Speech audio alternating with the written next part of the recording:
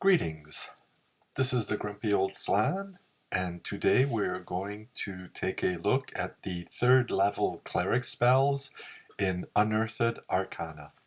So as with first and second level spells, there are 20 third level spells, and 8 of these are new, and those are the ones we're going to look at. The first one is Cloudburst. By means of this spell, the caster causes the atmosphere to instantly precipitate all of its water vapor in the form of huge drops of rain, the resulting condensation not only causing a true downburst of rain, but also sucking more vapor into the area to likewise be precipitated. The cloudburst will likewise drench everything in its area of effect within one segment, for its rain will fall at the rate of 1/10 of an inch per segment, or 1 inch of rainfall in one round.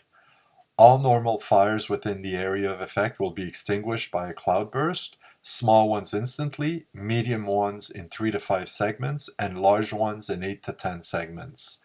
Magical fires will also be extinguished by a cloudburst, with the following general rules applying. Permanent magical fires will relight in 1 to 2 rounds. Small rekindlable magical fires such as that of a flame-tongued sword will be affected only during the actual cloudburst. Spells such as Produce Fire and Burning Hands will be negated. Large area spells such as Fireball, Flame Strike, Wall of Fire, etc. will, in the course of being extinguished, vaporize the rain into a cloud of steam covering an area 4 times as large as the spell's area of effect, i.e. a cylinder of up to 12 inches in diameter and as much as 24 inches high. This steam will inflict 1 to 3 points of damage per round on normal creatures within its area, and will do twice that damage to cold-dwelling or cold-using creatures. The cloud of steam will persist for 2 to 5 rounds, half that if a breeze is blowing, or only 1 round if a strong wind is blowing. In arid regions, the cloudburst will act only as a double-strength precipitation spell. In hot and humid areas, the duration of the spell will be extended to 2 rounds. In areas with a temperature between 33 and 31 Fahrenheit, let's say +1 and -1 degrees Celsius inclusive, sleet rather than rain will fall, with ice and slush being formed when it accumulates. In temperatures of 30 degrees Fahrenheit and lower, so anything lower than -1 degree Celsius, the cloudburst becomes a snowburst, with 1 inch of snow per segment falling. The material component for the spell are powdered silver and powdered iodine crystals, plus the cleric's holy symbol.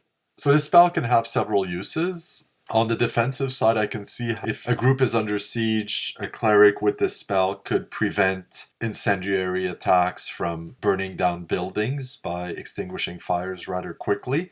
In personal combat, it might be less interesting since it has quite a long casting time.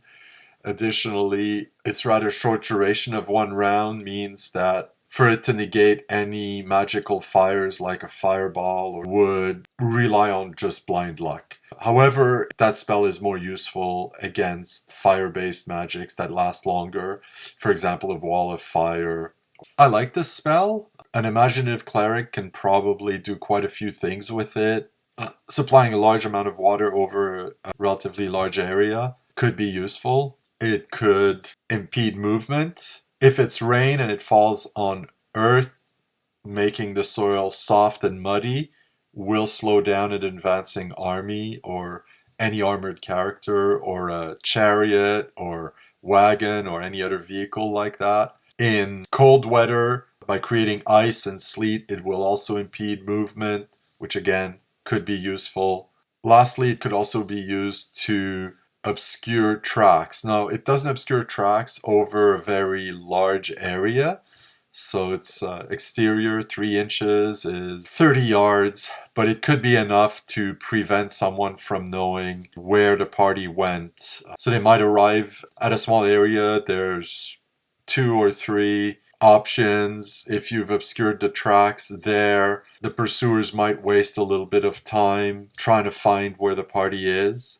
It could also be the means to hide signs of an upcoming ambush by obscuring footprints and whatnot. Quite a few useful things for this spell. It's an interesting one, and you have to think hard about how you're going to use it for it to be very effective. The next spell is Death's Door. It affects 1 human or demi-human for up to 1 hour per level of the cleric, so at least 5 hours, perhaps longer. When a cleric employs this spell, he or she touches a human or demi-human who is unconscious and at death's door, so -1 to -9 hit points. The spell immediately brings the individual to 0 hit points. While the individual remains unconscious, bleeding and deterioration are stopped for the duration of the death's door spell. The subject, because of being treated by the spell and now being at 0 hit points, can be brought to consciousness and have hit points restored by means of cure light wounds, cure serious wounds, etc. Potions such as healing or extra healing, or clerical or other items which magically restore lost hit points. The material components of the spell are the cleric's holy, unholy symbol, a bit of white linen, and any form of unguent. So this is an interesting spell. However, it is only ever useful if in your game you use negative hit points. I have never done so, and no one's ever used this spell in a game that I played. If you don't use negative hit points, maybe you can find a way to modify this spell for it to be useful. So if a character is steadily losing hit points, either because of bleeding, poison, magic, perhaps this spell will prevent the character from falling below 1 hit point for that amount of time until perhaps a cure or a restorative can be found to prevent the character's death. It could be played like that. The other thing about this spell is I really feel that it is the start of that slippery slope that we see with a lot of 5e spells, where a lot of spells and other things are there to essentially prevent the character from dying. I find much less interesting. I like deadly games. I guess that's why I'm old school. The next spell is called Flame Walk.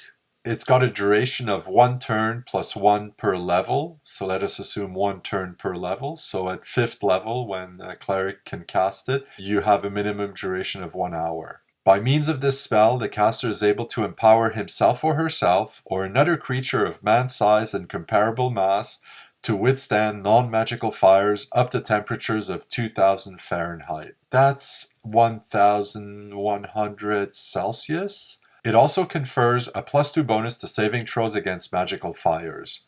For every level of experience above the minimum required to create the Dwemer, the caster can affect an additional man-sized creature. This growing power enables multiple individuals or one or more of greater than man-sized and mass to be affected by the Flame Walk spell. For instance, an 11th level caster could empower both himself or herself and a steed such as a horse to move in molten lava. Consider a horse to be equivalent to 6 humans for purposes of this spell. Conversely, halfling-sized creatures count as half human apiece, and pixie-sized creatures are considered equivalent to a quarter human each. The material components of the spell are at least 500 gold pieces of powdered ruby and a cleric's holy, unholy symbol. So that's an expensive spell, though it gives you quite a bit of immunity to fires. It should be noted the temperature specification is interesting. So to put things in context, that's hot enough to melt copper, brass, bronze, but not quite hot enough to melt iron. Also, lava ranges in temperature between 700 and 1200 Celsius. Now that spell will protect you up to almost that upper range. The spell would not be able to protect you from some lava that would be hotter than the maximum temperature mentioned here, if you want to be pedantic about it. Or you could just say, no, any fire that's non-magical, you're protected from. This is really something for the DM to rule. It's an interesting spell. I quite like it.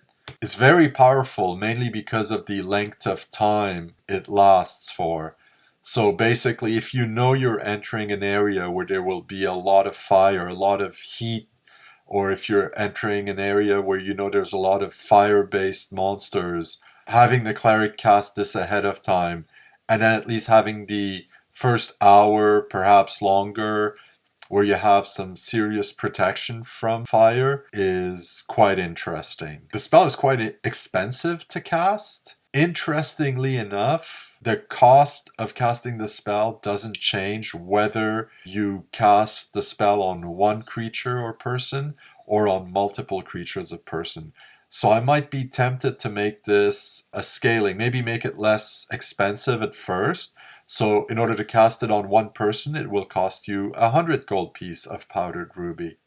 If you want to cast it on two, it'll cost you 200. It's something to consider because at some point, in order to cast it on an entire party, it might cost you anywhere between 5 and 800 gold pieces.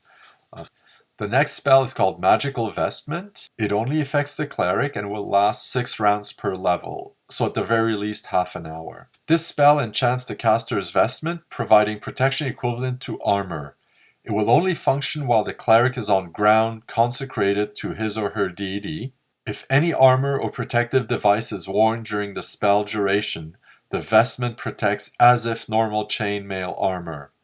If no other protection is worn, the vestment also gains a +1 enchantment for each 4 levels of the cleric to a maximum effect of chainmail +4, base AC 1. The magic lasts for 6 rounds per level of the caster, or until the caster loses consciousness or leaves the consecrated area.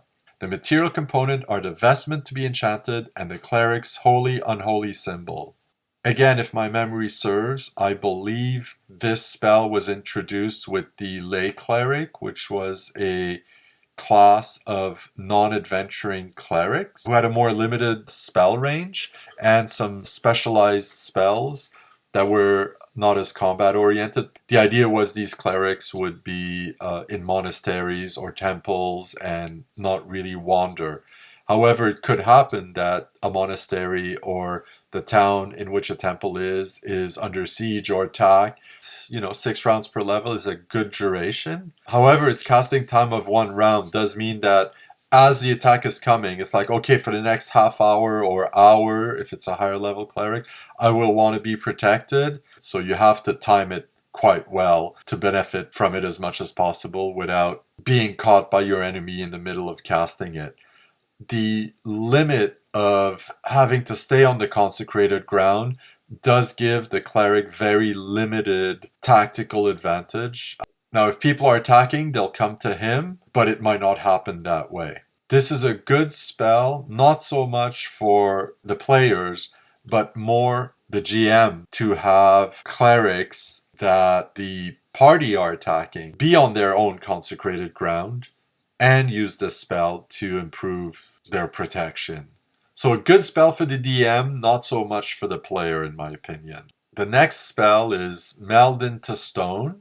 The magic of this spell, when properly cast, allows the cleric to meld his or her body and possessions worn or carried into a large stone. To effect the spell, the cleric stands next to the stone to be melded into, which must be large enough to accommodate the cleric's body in all 3 dimensions, while holding a small sample of the same type of stone. When casting is complete, the cleric and up to 100 pounds of his or her non-living gear blend into the stone. Magical artifacts and relics are not affected by the spell. If the dimensions of the stone are not sufficient, or if the cleric is wearing and carrying more than 100 pounds of gear, the spell will fail and be wasted. The magic lasts for 9 to 16 rounds. The variable part of the duration is rolled secretly by the DM. At any time before the duration expires, the cleric can step out of the stone along the same surface that he or she used to enter it. So the spell does not allow movement through the stone, such as would a pass wall or phase door spell.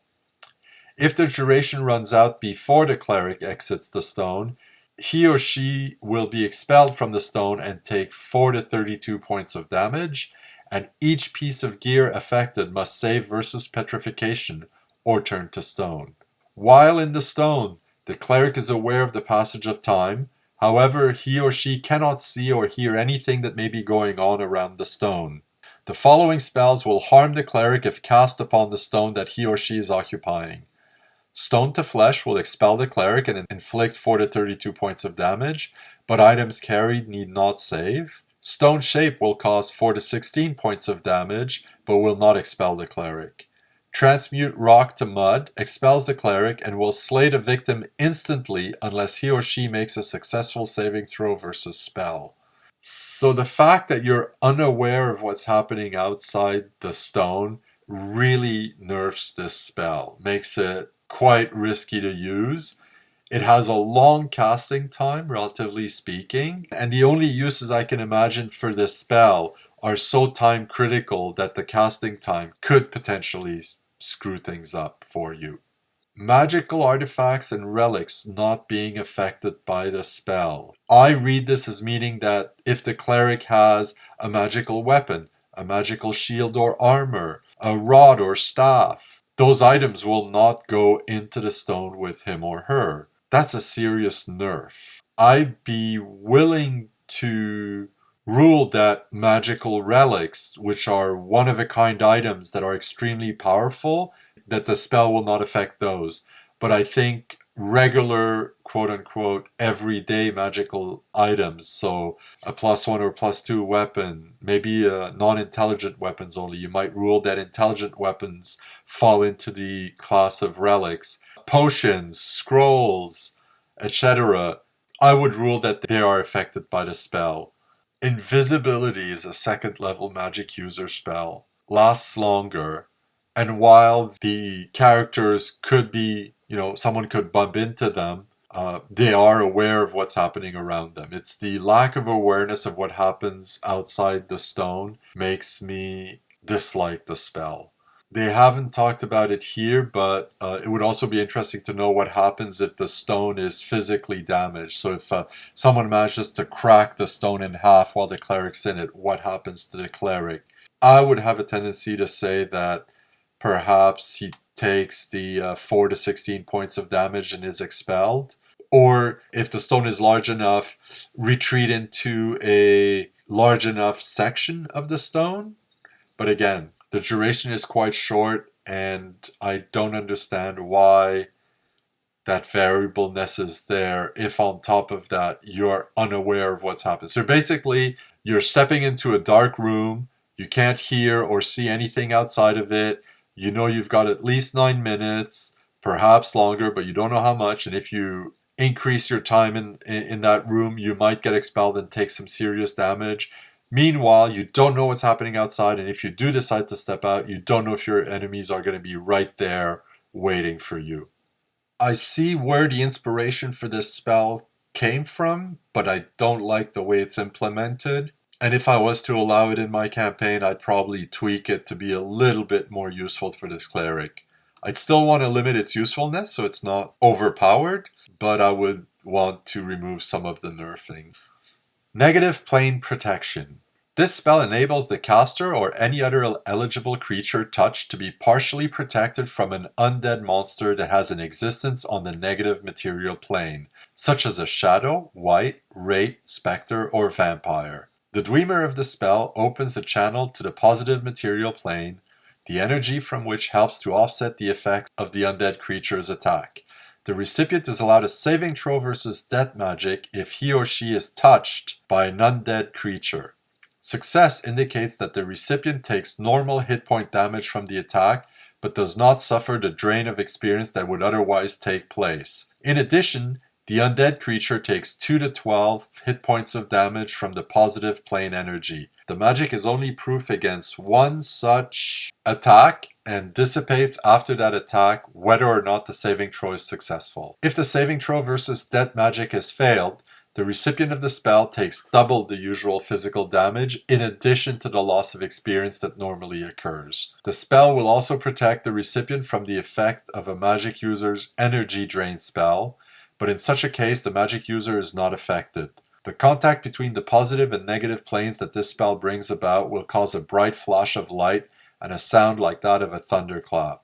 But these phenomena do not cause damage in any event. The protection will last for 1 turn per level of the cleric casting the spell, or until the recipient is successfully attacked by an undead monster. This spell cannot be cast on the negative material plane. So having a spell that protects from energy level drain is really welcome in my mind. I don't like the fact that if you fail your saving throw, it's bad enough you're losing a level and you take some damage, but you have to take double damage.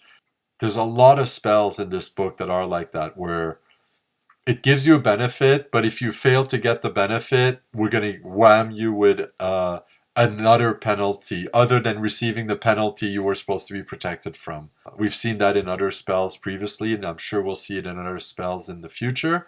So I don't like that particular aspect of it, but the rest of it I like. It's a good spell and one that I feel could be very useful if the party knows they're about to enter a tomb where a known powerful undead is. Protect the fighter or other player who is likely to come in direct contact with the undead from one energy level drain at the very least. A good spell, one that was certainly needed. It's nice to know there's protection available from energy level drain, even though it is quite limited.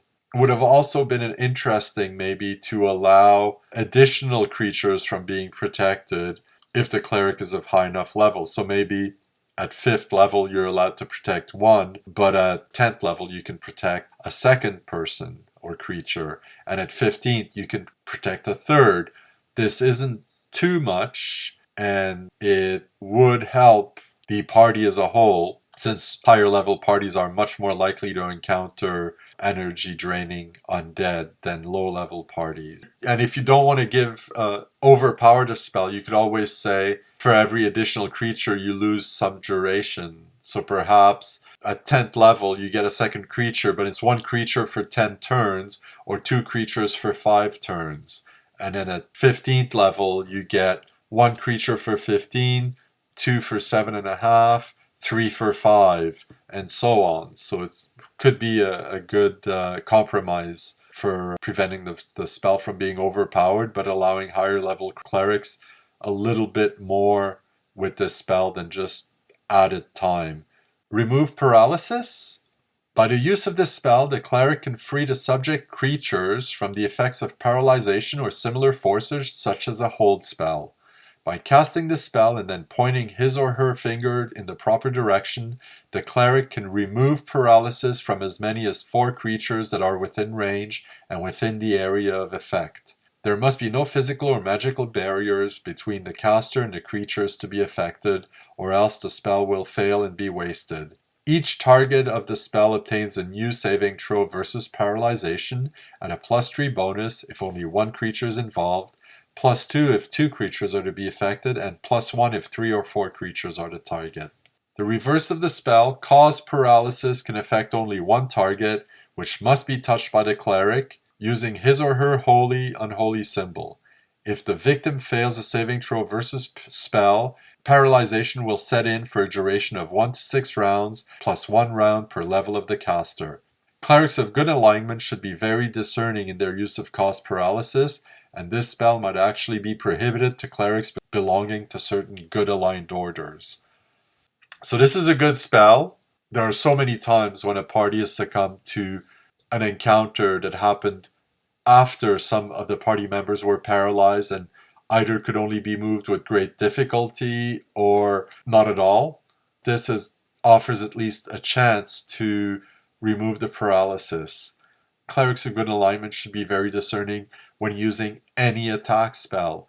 And I would argue that causing paralysis is a lot less harmful than using any number of spells that will directly cause damage, since I could paralyze the person, tie them up, and essentially without them coming to any other harm, have captured them.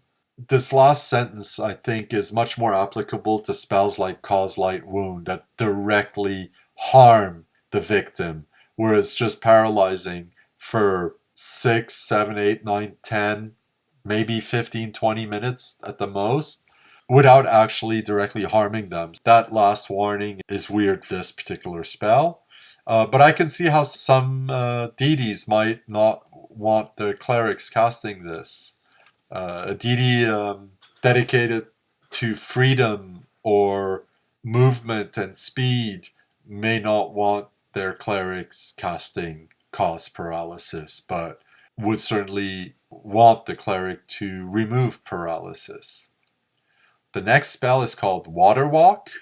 By means of this spell, the caster is able to empower himself or herself, or another creature of man's size and comparable mass, to tread upon water as if it were firm, grassy ground. CF Ring of Water Walking. For every level of the caster above the minimum required to create the Dwemer, he or she can affect an additional man-sized creature. This growing power enables multiple individuals or one or more of greater size and mass to be affected by the Water Walk spell. For instance, an 11th level caster could additionally affect a horse so that he or she could move atop waves while mounted. Consider a horse to be equivalent to 6 humans for purposes of this spell. The material component for this spell are a piece of cork and the cleric's holy unholy symbol. So yeah, that's a good spell. We all know where the idea for it comes from, so yeah, I'm surprised it wasn't in the player's handbook because so many of the spells there use the same source of inspiration. I like this spell, and that was the last of the 3rd level spells. So going over things quickly, Cloudburst, I like that spell overall. Could be useful, but requires an imaginative player to really take advantage of it. Death's Door, of limited use, it really depends on your house rules for negative hit points. If you don't use negative hit points, you would have to modify this spell for this to be of any use, and it wouldn't quite be the same. It's a good spell, but I see the start of that slippery slope towards 5e overprotection of characters. Flame Walk, a good, quite powerful spell. I like it. There's a few chinks in it. As I mentioned, very, very hot natural fires do exceed the temperature that is mentioned here. So you could claim some fires, you don't have full resistance to it, so you will take some damage. You might have to do a saving throw. Maybe you would feel the extreme heat before it affects you. You would know. You could still go and do it thinking you have no choice, but you'd get a warning of that. Magical Vestment, not of much use to players, but I think good for the DM, either for friendly NPCs or unfriendly NPCs, if the circumstances are right. Again, because it has to be on consecrated ground. It really limits where the cleric can use this. Meld into Stone, I didn't really like.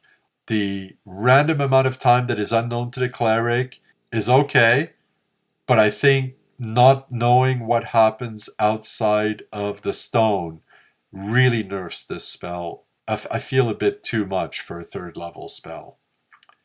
Negative Plane Protection, quite a good spell. Could be made a little more powerful without being overprotective. I don't like the negative consequence if you fail the saving throw, that you get more damage, but I'm willing to live with that. Remove Paralysis, another good spell, one that was really problematic not to have before. And finally, Water Walk, another good spell with clear uses for it. There's no mention here of walking on water that's affected by very strong waves. Can you walk on a large lake or part of the ocean if there's a storm happening and you have very high waves? That could cause problems. This is for the DM to make a ruling on. So the 3rd level spells, I feel, account for themselves much better than the 1st or 2nd level spells overall. There's one or two things I don't like, but overall, these are good additions. This has been the Grumpy Old Slan, looking at the 3rd level cleric spells in Unearthed Arcana, and I'll see you next time.